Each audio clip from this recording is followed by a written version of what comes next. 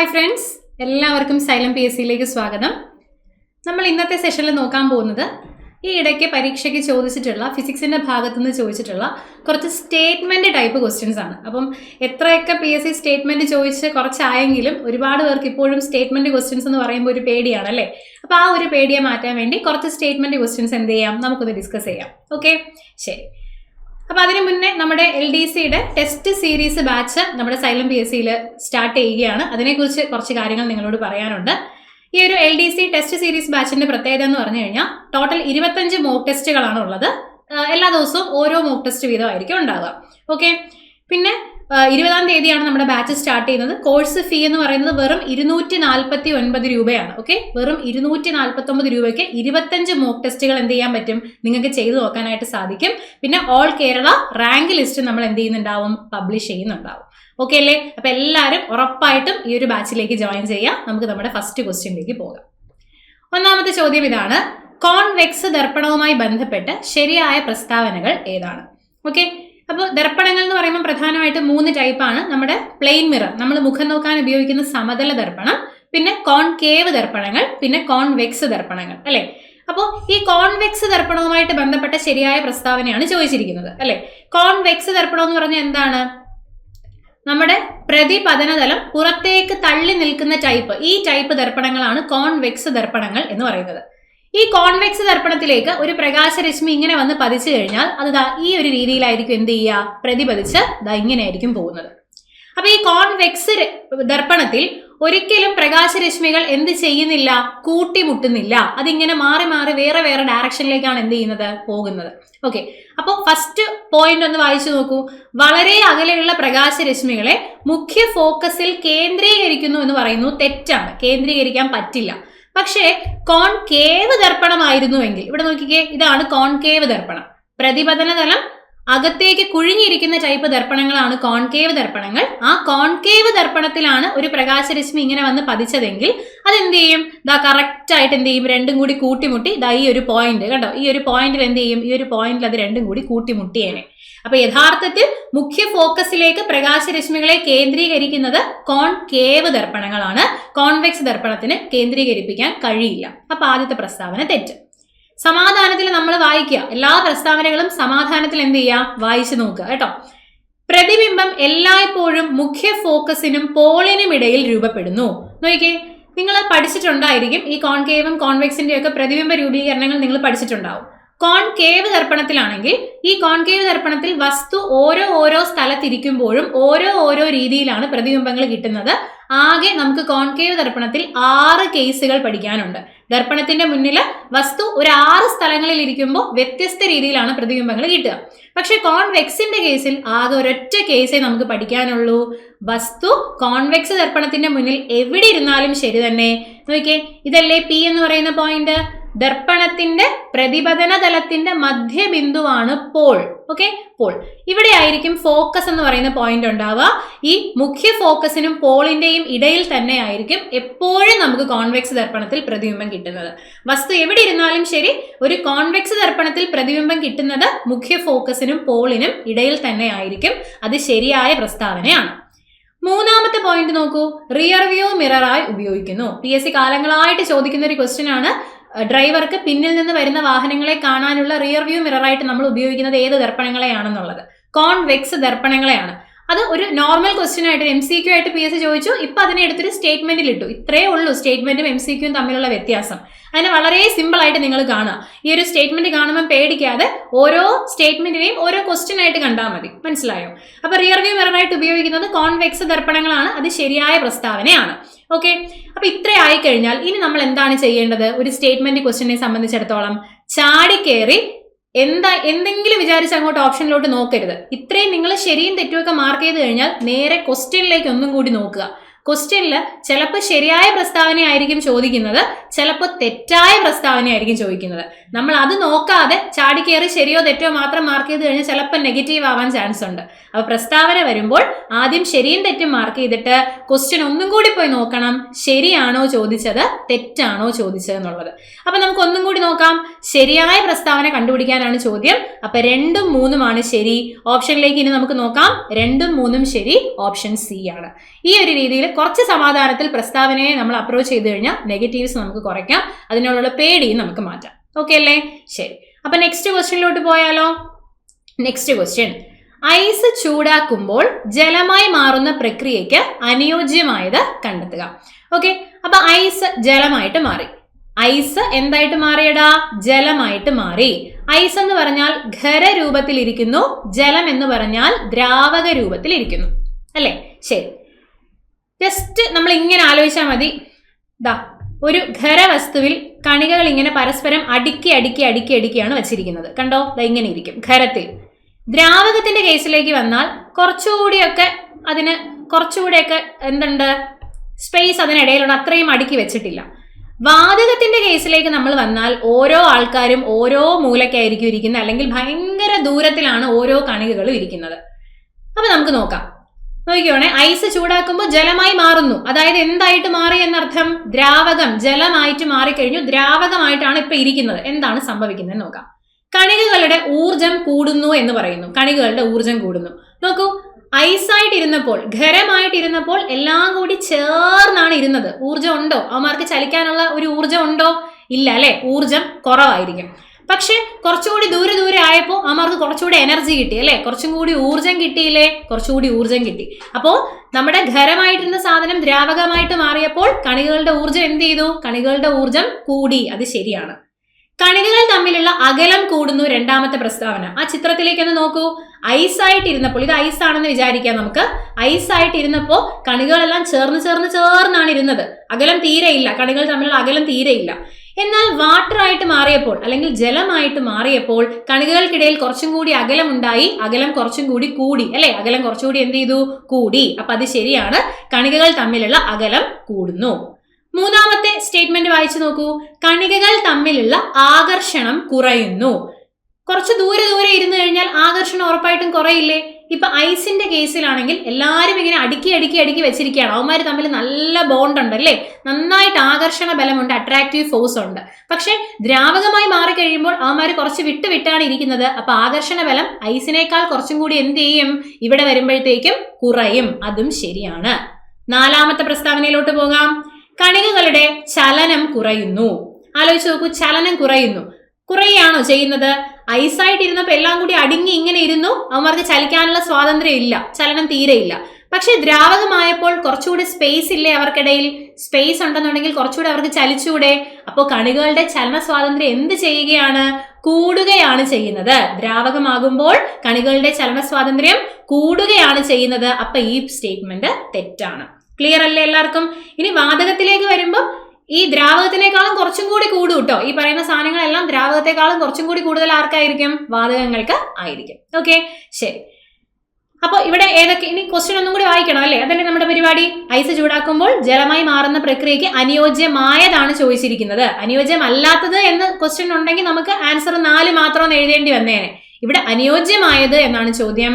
അപ്പം 1, 2, 3 ഓപ്ഷൻ ഉണ്ടോ എന്ന് നോക്കാം. വരൂ, ഓപ്ഷൻ സിയിൽ കിടപ്പുണ്ട് 1, 2, 3. ക്ലിയർ അല്ലേ? ഓക്കെ, അടുത്ത ക്വസ്റ്റ്യൻ നോക്കാം, അല്ലെ? നോക്കിക്കോ. ഭൂഗുരുത്വ ത്വരണം ജിയെ സംബന്ധിക്കുന്ന ശരിയായ പ്രസ്താവന അല്ലെങ്കിൽ പ്രസ്താവനകൾ ഏതാണ്? ഭൂഗുരുത്വ ത്വരണം ജി എന്ന് പറഞ്ഞാൽ നിങ്ങൾക്കറിയാം, ജിയുടെ മൂല്യം എല്ലാവർക്കും അറിയാമായിരിക്കും. 9.8 m/s² ആണ് ഭൂഗുരുത്വ ത്വരണം അല്ലെങ്കിൽ ജിയുടെ മൂല്യം. ഭൂമി ഒരു വസ്തുവിലേക്ക് പ്രയോഗിക്കുന്ന ആക്സിലറേഷൻ അല്ലെങ്കിൽ ത്വരണമാണ് ഭൂഗുരുത്വ ത്വരണം, അല്ലെങ്കിൽ ആക്സിലറേഷൻ ഡ്യൂ ടു ഗ്രാവിറ്റി. ഒന്നാമത്തെ പ്രസ്താവന വായിച്ചു നോക്കൂ.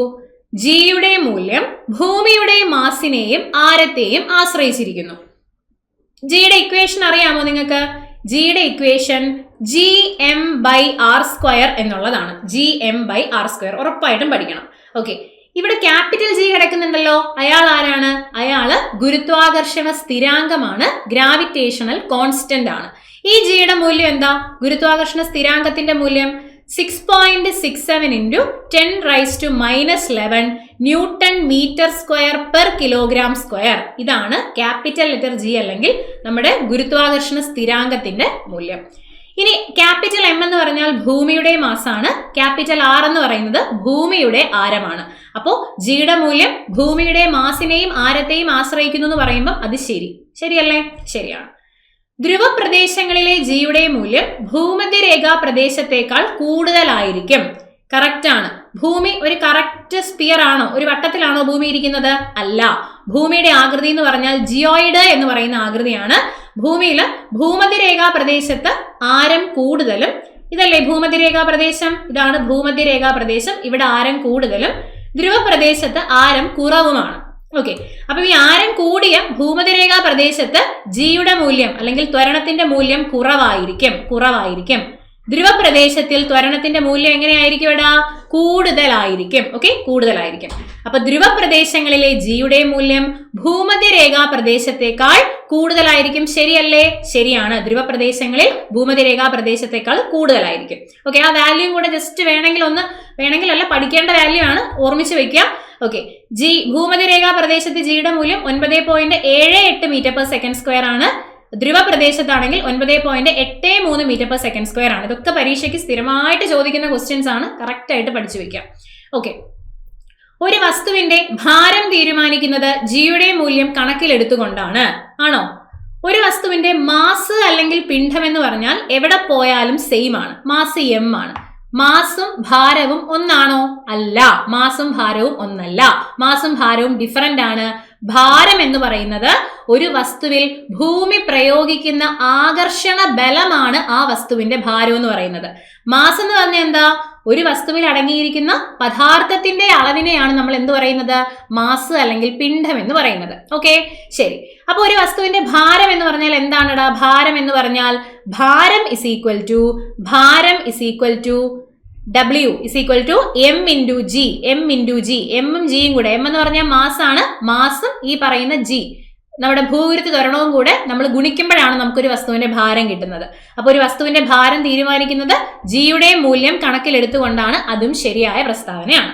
ഓക്കെ, ശരി. 4ാമത്തെ പോയിന്റ് നോക്കാം. ഒരു ആനയും ഉറുമ്പും നിർബാധം താഴേക്ക് പതിക്കുമ്പോൾ ജിയുടെ മൂല്യം 2 പേർക്കും തുല്യമായിരിക്കും എന്ന് പറയുന്നു. ആനയ്ക്ക് വലിയ ഒരുപാട് എന്തുണ്ട്? മാസ് ഉണ്ട്. നമ്മുടെ ഉറുമ്പിനാണെങ്കിൽ മാസ് കുറവാണ് അല്ലേ? ഈ ഇക്വേഷനിലോട്ട് എല്ലാവരും ഒന്ന് നോക്കിക്കേ. G is equal to gm/r² എന്ന് പറയുന്ന ഇക്വേഷനിലോട്ട് നോക്കൂ. ഇവിടെ ക്യാപിറ്റൽ G എന്ന് പറഞ്ഞാൽ ഒരു കോൺസ്റ്റന്റ് സംഖ്യയാണ്. ക്യാപിറ്റൽ M എന്ന് പറഞ്ഞാൽ ഭൂമിയുടെ മാസാണ്. ക്യാപിറ്റൽ R എന്ന് പറഞ്ഞാൽ ഭൂമിയുടെ ആരമാണ്. ഇവിടെ എവിടെയെങ്കിലും വസ്തുവിന്റെ മാസ് വരുന്നുണ്ടോ? ഉണ്ടോ? ഇല്ല. അപ്പോ ജി എന്ന് പറയുന്നത്, ഭൂഗുരുത്വ ത്വരണം എന്ന് പറയുന്നത് വസ്തുവിന്റെ മാസിനെ ആശ്രയിക്കുന്നില്ല. എല്ലാ വസ്തുക്കളും, മാസ് കൂടിയ വസ്തു, മാസ് കുറഞ്ഞ വസ്തുവിനും ഒക്കെ ഈ ഭൂമിയുടെ ആകർഷണത്തിന്റെ ഫലമായിട്ടുണ്ടാകുന്ന ത്വരണം അല്ലെങ്കിൽ ഭൂഗുരുത്വ ത്വരണം സെയിം ആയിട്ടാണ് അനുഭവപ്പെടുന്നത്. അത് സ്ഥിരമായിരിക്കും, അതിന് മാറ്റം ഉണ്ടാകുന്നില്ല. അപ്പൊ ഒരു ആനയും ഉറുമ്പ് നിർബാധം താഴേക്ക് പതിച്ചാൽ ജിയുടെ മൂല്യം 2 പേർക്കും തുല്യമായിരിക്കും. വസ്തുവിന്റെ മാസിനെ ജി ആശ്രയിക്കുന്നില്ല. അപ്പൊ എന്താണ് നമ്മുടെ ഉത്തരം? ഇവയെല്ലാം ശരിയാണ് എന്നുള്ളതാണ് നമ്മുടെ ഉത്തരം. വളരെ ഒറ്റൊരു ക്വസ്റ്റ്യൻ, പക്ഷെ ഗുരുത്വാകർഷണം എന്ന് പറയുന്ന ചാപ്റ്റർ, ആ ഒരു ഭാഗം നന്നായിട്ട് പഠിച്ച ഒരാൾക്ക് മാത്രമാണ് ഈ ക്വസ്റ്റ്യൻ ആൻസർ ചെയ്യാൻ പറ്റുള്ളൂ. നമ്മൾ കാണുമ്പോൾ ഒരു ഒറ്റ ക്വസ്റ്റ്യൻ ആണ്, പക്ഷെ ഒരു വലിയ ഏരിയ കവർ ചെയ്തിട്ടാണ് ഈ ഒരു ക്വസ്റ്റ്യൻ ചോദിച്ചിരിക്കുന്നത്. നല്ലൊരു ചോദ്യമാണ്. ഓരോന്നിനെയും ഓരോന്നായിട്ട് നമ്മൾ നോക്കിക്കഴിഞ്ഞാൽ നമുക്ക് കിട്ടും കേട്ടോ. ശരിയായ പ്രസ്താവനയാണ് ചോദിച്ചിരിക്കുന്നത്, അതുകൊണ്ട് എല്ലാം ശരിയാണ്. ക്ലിയർ ആയി എന്ന് വിചാരിക്കുന്നു. നെക്സ്റ്റ് ക്വസ്റ്റ്യനിലോട്ട് പോകാം. ലിക്വിഫൈഡ് നാച്ചുറൽ ഗ്യാസുമായി ബന്ധപ്പെട്ട പ്രസ്താവനകൾ താഴെ തന്നിരിക്കുന്നു. അതിൽ നിന്നും ശരിയായവ കണ്ടെത്തുക. ഓക്കെ, ലിക്വിഫൈഡ് നാച്ചുറൽ ഗ്യാസ് എന്ന് പറയുമ്പോൾ LNG ആണ്. ലിക്വിഫൈഡ് നാച്ചുറൽ ഗ്യാസ്, പ്രകൃതിവാതകം. വാഹനങ്ങളിലും വ്യവസായശാലകളിലും തെർമൽ പവർ സ്റ്റേഷനുകളിലും ഇന്ധനമായി ലിക്വിഫൈഡ് നാച്ചുറൽ ഗ്യാസ് ഉപയോഗിക്കുന്നു. ശരിയാണ്.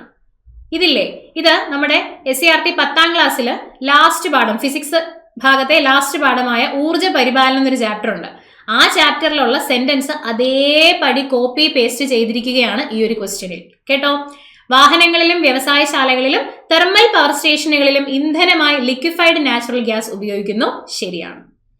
2ാമത്തെ പ്രസ്താവന വായിക്കൂ. പ്രകൃതിവാതകത്തെ ദ്രവീകരിച്ച് ദൂരസ്ഥലങ്ങളിലേക്ക് കൊണ്ടുപോകാൻ സാധിക്കും. ശരിയാണ്. ദൂരസ്ഥലങ്ങളിലേക്ക് കൊണ്ടുപോകാൻ സാധിക്കും, അത് ശരിയാണ്. 3ാമത്തെ പ്രസ്താവന, അന്തരീക്ഷ താപനിലയിൽ വീണ്ടും അതിനെ വാതകമാക്കി പൈപ്പ് ലൈനുകളിലൂടെ വിതരണം ചെയ്യാനും കഴിയും. അപ്പൊ പ്രകൃതിവാതകത്തിനെ ദ്രവീകരിച്ച് ദ്രാവക രൂപത്തിലേക്ക് മാറ്റി ദൂരസ്ഥലത്തോട്ട് കൊണ്ടുപോകാൻ പറ്റും, അത് ശരിയാ. ഇനി എന്ത് ചെയ്യാൻ പറ്റും? നമ്മൾ അതിന് നോർമൽ ടെമ്പറേച്ചറിലേക്ക്, അന്തരീക്ഷ താപനിലയിലേക്ക് കൊണ്ടുവരുമ്പോൾ പിന്നെയും ആ ഒരു ദ്രവീകരിച്ച സാധനം വാതകമായിട്ട് മാറും. എന്നിട്ട് നമുക്കത് പൈപ്പ് ലൈനിലൂടെ എന്ത് ചെയ്യാൻ പറ്റും? ഡിസ്ട്രിബ്യൂട്ട് ചെയ്യാൻ പറ്റും, വിതരണം ചെയ്യാൻ സാധിക്കും. അതും ശരിയാണ്. 4ാമത്തെ പ്രസ്താവന വായിക്കാം. ഇത്രയും വായിച്ചു കഴിയുമ്പോൾ ചിലർക്ക് ഒരു തോന്നലുണ്ടാവും, എല്ലാം ശരിയായിരിക്കും എന്ന് പറഞ്ഞ് ബാക്കിയൊന്നും വായിക്കാതെ എല്ലാം ശരിയാണെന്ന് കൊടുക്കും. ചെയ്യരുത്. പൂർണ്ണമായിട്ടും ഓപ്ഷൻസ് വായിച്ചു നോക്കുക. ലിക്വിഫൈഡ് നാച്ചുറൽ ഗ്യാസിലെ പ്രധാന ഘടകം ബ്യൂട്ടേൻ ആണ്. കാണുമ്പോൾ നമുക്ക് ശരിയായിട്ട് തോന്നും, പക്ഷേ അത് തെറ്റാണ്. കാണുമ്പോൾ പലർക്കും ശരിയായിട്ട് തോന്നിയിട്ടുണ്ടാകും, തെറ്റാണ്. ലിക്വിഫൈഡ് നാച്ചുറൽ ഗ്യാസ് ദ്രവീകൃത പ്രകൃതിവാതകം. നാച്ചുറൽ ഗ്യാസ് എന്ന് പറഞ്ഞാൽ പ്രകൃതിവാതകമാണ്. പ്രകൃതിവാതകമാണ് നാച്ചുറൽ ഗ്യാസ്. പ്രകൃതിവാതകത്തിലെ പ്രധാന ഘടകം മീഥെയിൻ ആണ്. അത് പ്രകൃതിവാതകം എന്ന് പറയുമ്പോൾ ലിക്വിഫൈഡ് നാച്ചുറൽ ഗ്യാസും ഉണ്ട്, കംപ്രസ്ഡ് നാച്ചുറൽ ഗ്യാസും ഉണ്ട്, LNGയും CNG ഉണ്ട്. രണ്ടുപേരിലെയും പ്രധാന ഘടകം മീഥെയിൻ തന്നെയാണ് കേട്ടോ.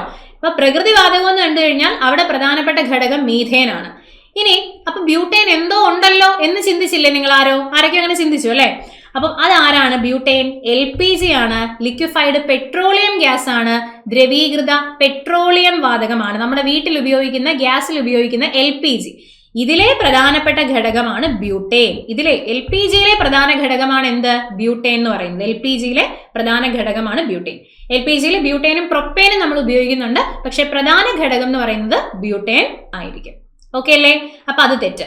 ശരി, ഇനി തെറ്റാണോ ശരിയാണോ ചോദിച്ചതെന്ന് ഒന്നും കൂടി വായിച്ചു നോക്കാം. എപ്പോഴും ഞാൻ പറയുന്നു, അത് ഉറപ്പായിട്ട് നിങ്ങൾ ചെയ്യണം. കാരണം അല്ലെങ്കിൽ ചില സമയത്ത് നമ്മൾ ഓവർ കോൺഫിഡന്റ് ആയിട്ട് പോയി ചെയ്യുമ്പോൾ ചിലപ്പോൾ ക്വസ്റ്റ്യനിനകത്ത് തെറ്റായത് കണ്ടുപിടിക്കാനായിരിക്കും ചോദിച്ചിരിക്കുന്നത്. അപ്പൊ എത്ര തന്നെ നമുക്ക് ഉറപ്പുണ്ടെങ്കിലും ഒന്നും കൂടി അതൊന്ന് പോയി ഉറപ്പ് വരുത്തുക കേട്ടോ പ്രസ്താവന കാണുമ്പോൾ. ഓക്കെ, ശരിയായവ കണ്ടെത്താനാണ് ചോദിച്ചിരിക്കുന്നത്. 1, 2, 3 ആണ് ശരി. നമ്മൾ നോക്കുമ്പോൾ ഓപ്ഷൻ സി 1, 2, 3 ശരിയാണ്. സെറ്റ് അല്ലേ? നെക്സ്റ്റ് ക്വസ്റ്റ്യനിലോട്ട് പോയാലോ? ഓക്കെ, 5. താഴെ കൊടുത്തിരിക്കുന്നവയിൽ ശരിയായ പ്രസ്താവന അല്ലെങ്കിൽ പ്രസ്താവനകൾ ഏതാണ്? ഒരു വസ്തു ഒരു തുലന സ്ഥാനത്തെ ആസ്പദമാക്കി ഇരുവശങ്ങളിലേക്കും ചലിക്കുന്നതാണ് ദോലനം. നോക്കിയേ, ഇപ്പൊ ഒരു പെൻഡുലം ക്ലോക്ക് എടുത്തു, ഒരു ക്ലോക്കിലെ പെൻഡുലം എടുത്തു. ഈ പെൻഡുലം അങ്ങോട്ട് പോകുന്നു, തിരിച്ച് നടുവിലേക്ക് വരുന്നു, വീണ്ടും ഇങ്ങോട്ട് പോകുന്നു. അപ്പൊ ഈ നടുവിലത്തെ ഈ ഒരു പോയിന്റിനെ ആധാരമാക്കി അങ്ങോട്ട് പോകുന്നു, ഇങ്ങോട്ട് വരുന്നു, അങ്ങോട്ട് പോകുന്നു, ഇങ്ങോട്ട് വരുന്നു, അല്ലെ? ഇങ്ങനെ ഒരു വസ്തു ഒരു തുലന സ്ഥാനത്തെ ആധാരമാക്കി അങ്ങോട്ടും ഇങ്ങോട്ടും പോകുന്നതിന് പറയുന്ന പേരാണ് എന്ത്? ദോലനം അല്ലെങ്കിൽ ഓസിലേഷൻ. ഓക്കെ, വേറെ എക്സാമ്പിൾസ് പറയാൻ പറ്റുമോ നിങ്ങൾക്ക്? ഊഞ്ഞാലിന്റെ ചലനം പറഞ്ഞൂടെ? ഊഞ്ഞാല് ബാക്കിലേക്ക് പോകുന്നു, നടുവിലേക്ക് വരുന്നു, പിന്നെയും ഫ്രണ്ടിലേക്ക് പോകുന്നു, ബാക്കിലേക്കും ഫ്രണ്ടിലേക്കും, അല്ലെ? അങ്ങോട്ടും ഇങ്ങോട്ടും പോകുന്നു. അതാണ് ദോലനം. അപ്പൊ അത് ശരിയാണ്, അല്ലെ? അത് ശരിയായ പ്രസ്താവനയാണ്.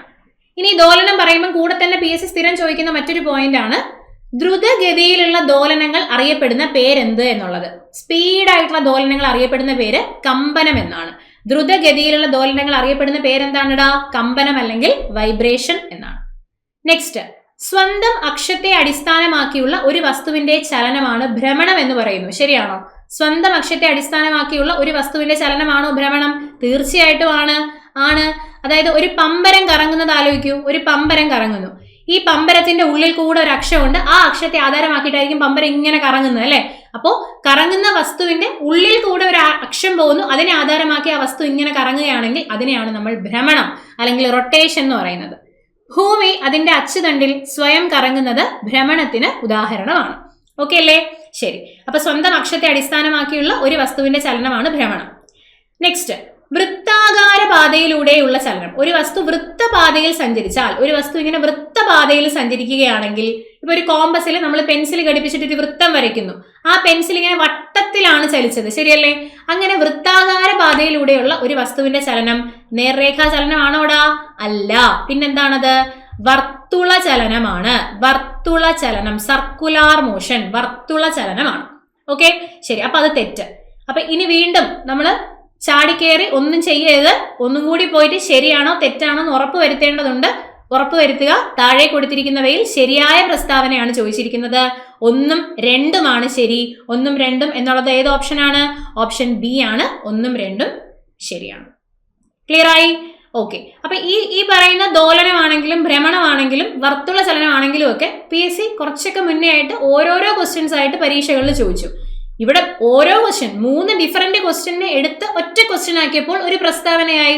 അപ്പൊ തീർച്ചയായിട്ടും നിങ്ങൾ പ്രസ്താവന മോഡൽ ചോദ്യത്തെ കണ്ട് പേടിക്കേണ്ട ആവശ്യമില്ല. കാണുമ്പോൾ തന്നെ എന്റെ ദൈവമേ എന്തൊക്കെയാണോ എന്തോ എനിക്കൊന്നും ചെയ്യാൻ പറ്റില്ലേ എന്ന് വിചാരിക്കേണ്ട. നമ്മൾ നോർമലി പഠിച്ച ഓരോ പോയിന്റിനെ എടുത്ത് ഒരു 3 പോയിന്റിനെ എടുത്ത് ഒരു പ്രസ്താവനയാക്കി, അത്രേ ഉള്ളൂ. അപ്പൊ കറക്റ്റ് ആയിട്ട് ആ പ്രസ്താവന വായിക്കുക, അതിൽ ഏതാണ് ശരി തെറ്റെന്ന് മാർക്ക് ചെയ്യുക, എന്നിട്ട് ഒന്നും കൂടി ക്വസ്റ്റ്യനിലേക്ക് പോയി നോക്കുക, ശരിയാണോ ചോദിച്ചത്, തെറ്റാണോ ചോദിച്ചത്, അനുയോജ്യമായതാണോ അനുയോജ്യമല്ലാത്തതാണോ ചോദിച്ചതെന്ന് ഉറപ്പുവരുത്തുക. എന്നിട്ട് നിങ്ങൾ അത് മനസ്സിലാക്കിയിട്ട് ഓപ്ഷനിലേക്ക് വരിക, സമാധാനത്തിൽ ചെയ്യുക. നമുക്ക് സിമ്പിൾ ആയിട്ട് ഈ ക്വസ്റ്റ്യൻസ് ചെയ്യാൻ പറ്റുന്നതേ ഉള്ളൂ. അപ്പൊ ഇത്രയും ക്വസ്റ്റ്യൻസ് ആണ് നമ്മൾ നോക്കിയത്. കുറച്ച് ക്വസ്റ്റ്യൻസ് ആണ് നോക്കിയതെങ്കിലും ഒരുപാട് കാര്യങ്ങൾ നമുക്ക് അവിടെ കവർ ചെയ്യാനായിട്ട് സാധിച്ചു. എല്ലാവർക്കും ഇന്നത്തെ ക്ലാസ് മനസ്സിലായി എന്ന് വിചാരിക്കുന്നു. അപ്പോൾ മറ്റൊരു ക്ലാസ്സിൽ നമുക്ക് വീണ്ടും കാണാം. താങ്ക്